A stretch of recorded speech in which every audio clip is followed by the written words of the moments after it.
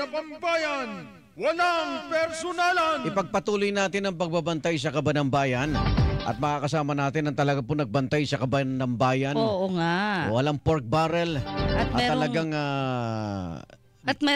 merong pag-aaral na ginawa lahat, hindi ba? Kumbaga hindi lang ito basta-bastang at nasasabit. magtatanong tayo sa kanya sa proseso ng bicameral kasi naging chairman to ng Committee on Finance sa matagal na panahon.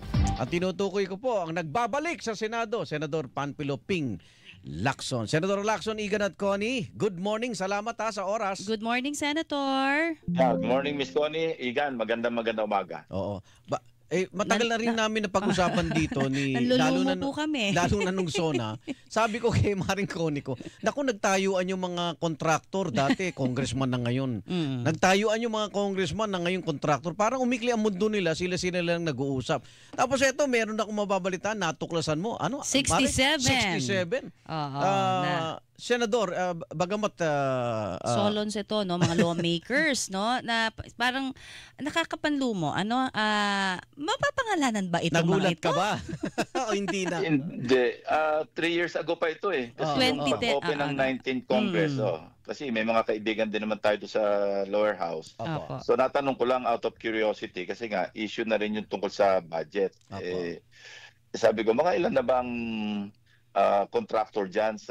Ang sagot niya, sa ngayon, ang bilang ko, siya ito mismo nagsasalita. No? Nasa 67 pero dumadami pa. Oh my gosh. So this was 3 years ago. Hindi ko alam kung na-re-elect yung iba o nadagdagan ng bagong kontratista o nadagdagan yung congressman na naging contractor. Hindi ko na alam yun. At hindi naman ako nagtanong na kung sino-sino. Okay. Kaya hindi ko alam yung, wala akong listahan. Okay. Senador, masama ba yun na may 67 mahigit na kontratistang Conflict of congressman? interest, di ba, masama sir? ho ba yun?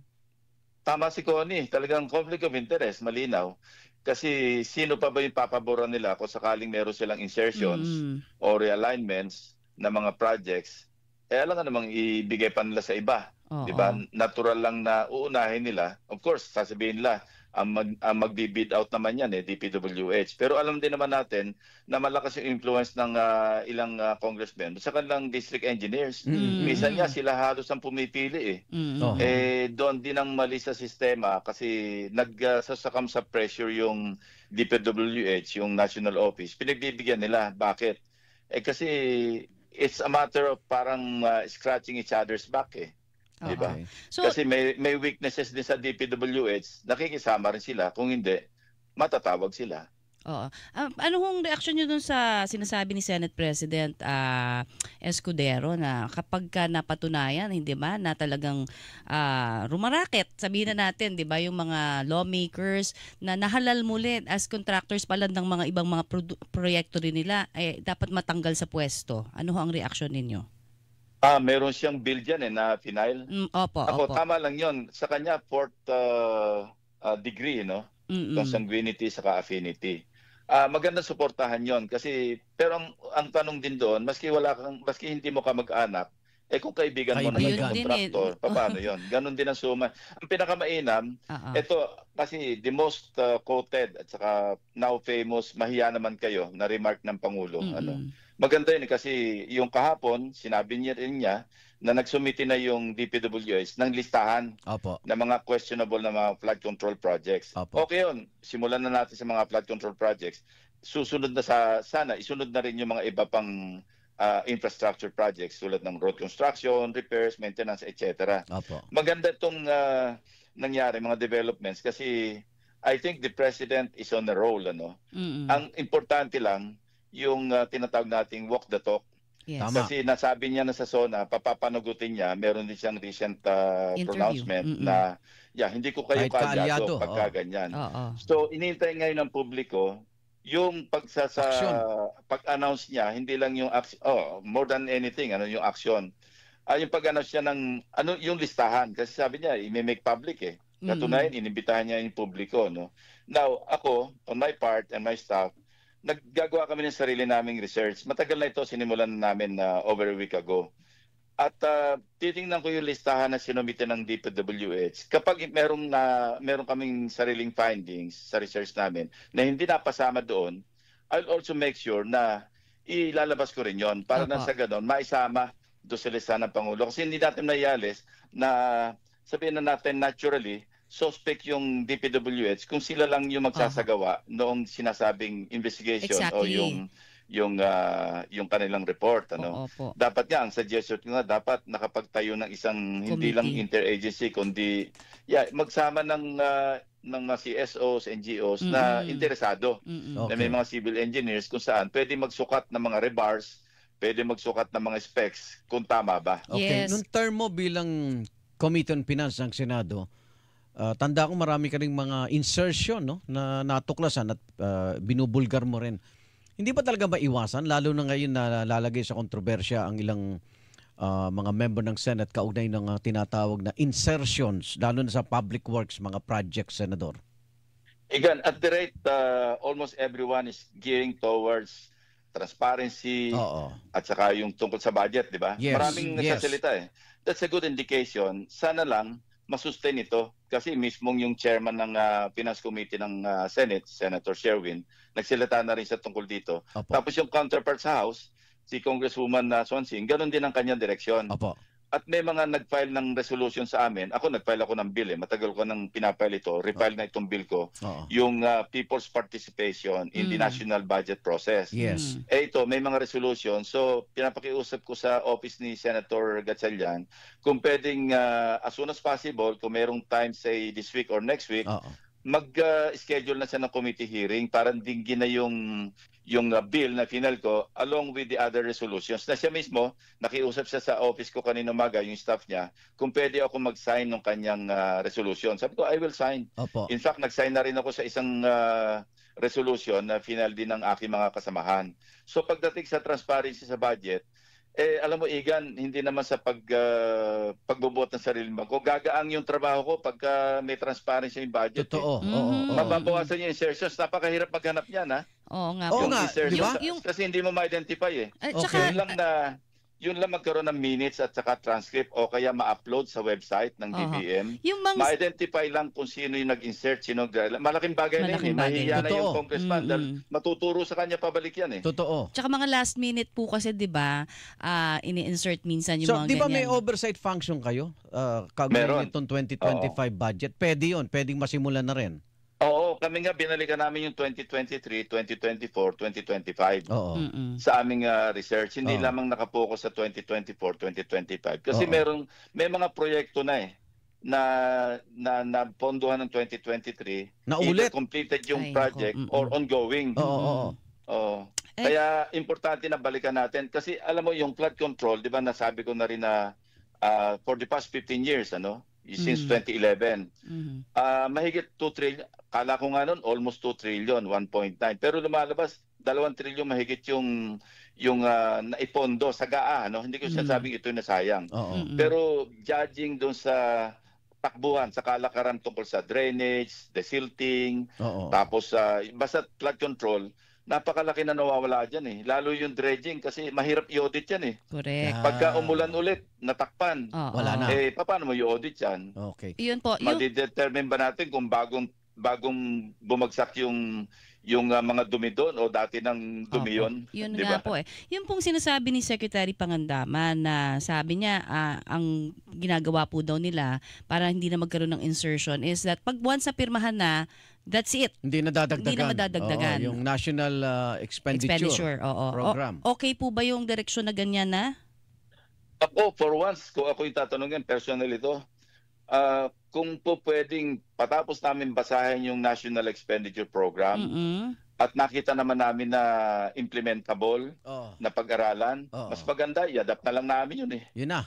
Although, magiging remiss naman kami doon sa sinasabing kasi 4 yung phases di ba? Preparation, ito yung budget call, pang mga development councils na ipapadala sa Pangulo, sa DBCC para maggawa na sila ng tinatawag na National Expenditure Program.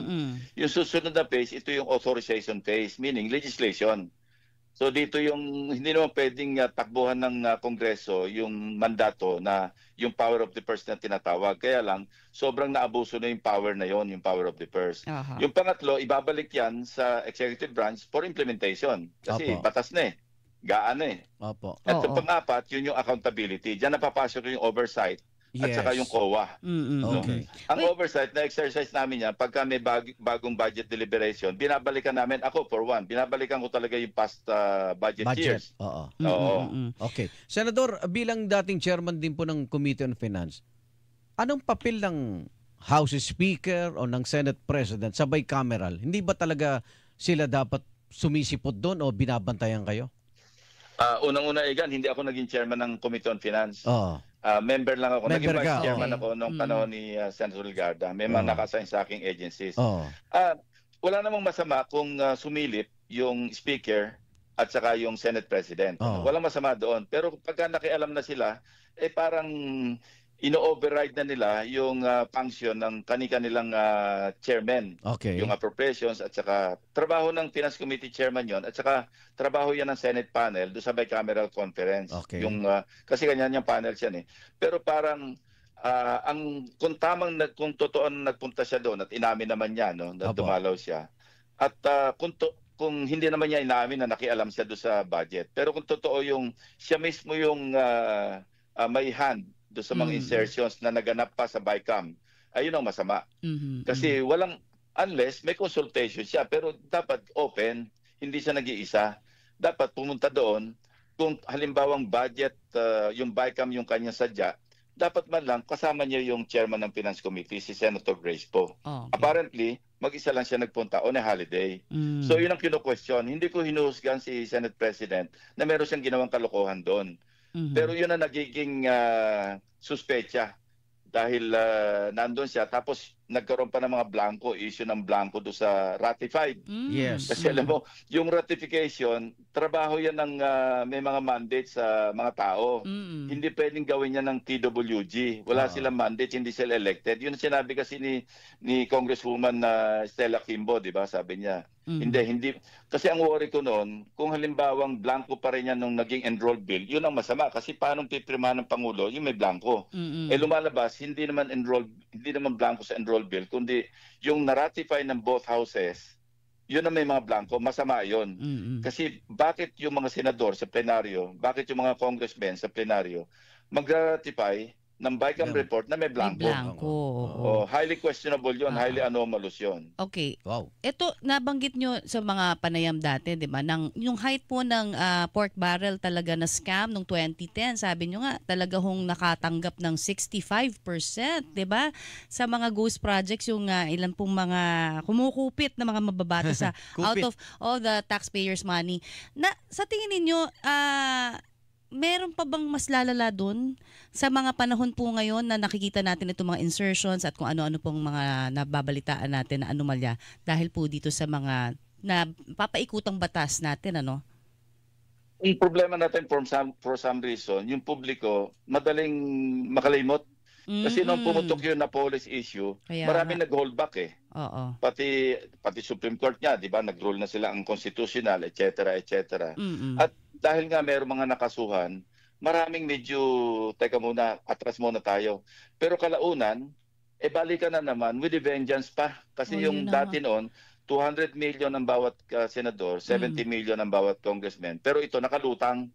Ito yung tinatawag na post-enactment kasi walang items sa GAA, nakalutang yon. Pagka naipasa na yung GAA, saka palang i-identify ng mga congressmen at saka mga senador yung proyekto. Opo. Ang masama doon, paano i-implement yun? Hindi naman ito alam ng mga ahensya na mag-implement. Remember, congressmen and senators are not authorized to implement kasi legislation lang kami. Nangyayari nga, yun nga, kasi kontrolado nila yung district engineer sa lugar nila. So may loophole doon. Oo. Yung sinasabi kong 65% kasi yun ang naging kalakaran. No? Kasi ghost project eh. Oo nga. Pagka ikaw ay, halimbawa, senador o congressman, bibigyan ng pipirmahan nung sindikato na, sabihin natin, anyway, convicted naman si 35% napunta po sa kanya daw, hindi ba? 65% kagad ang pupunta doon sa legislator. Opo. Yung 35%, doon nakukunin ni Napoles o yung kung sino man yung cartel na hanggang ngayon, nandiyan pa rin. Doon, kung ghost project doon lang kukunin yung 15%. Saklap naman, oo. Ito yung mga paglakad ng papel. DBM, kung saan, ano. At yung 20%, yun yung doon sa kontratista, sa supplier o kaya contractor. Okay. So zero talaga yung ghost yung project talaga. Nakakalungkot. At nangyayari pa rin ho ito, no? Kahit na may mga ganito na tayong conviction. Sa research namin, meron kami, hindi pa ito sigurado, pero i-advance ko lang information, binabalidate pa namin, na merong naka-indicate sa GAA, I think 2023, GAA, na completed yung proyekto. Tapos? Pinapuntahan ko. Oo. Wala naman nagawang construction doon. So ghost siya? Ghost talaga. Kung tama itong aming initial findings. Mga magkano to? Mga magkano tong budget dito? 190 million. Almost 200 million. Ang masama, sa 2025 yata, meron na namang 2 items doon. Parehong lugar. Tig to 270 yata yun. Saan lugar?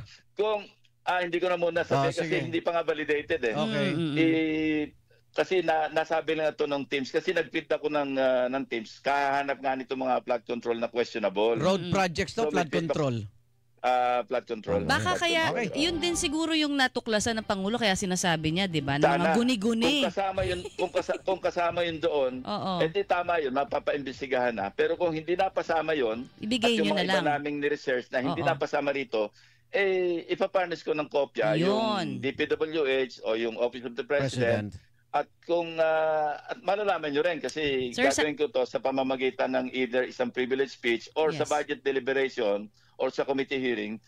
Kasi marami namang fora na pwedeng ilabas ito kung sakaling hindi aksyonan to ng Malacanang. Dito po sa 1-on-1, aabangan po namin. Abangan ka namin, Senador, ha?